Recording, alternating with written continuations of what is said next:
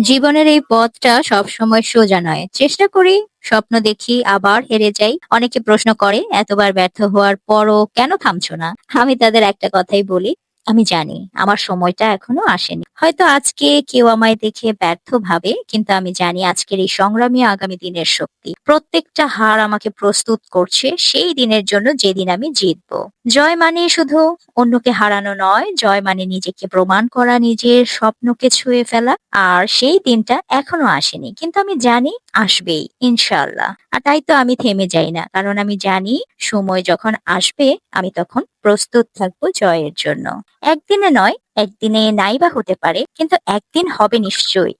আর সেজন্যই আমি নিজের পরিকল্পনায় নয়, আল্লাহর পরিকল্পনায় ভরসা রাখি সবসময়, কারণ তিনি সর্বশ্রেষ্ঠ পরিকল্পনাকারী। আর জানেন তো, উদ্দেশ্য যদি হালাল হয় তাহলে আপনাকে গন্তব্যে পৌঁছে দেওয়ার দায়িত্ব স্বয়ং আল্লাহর।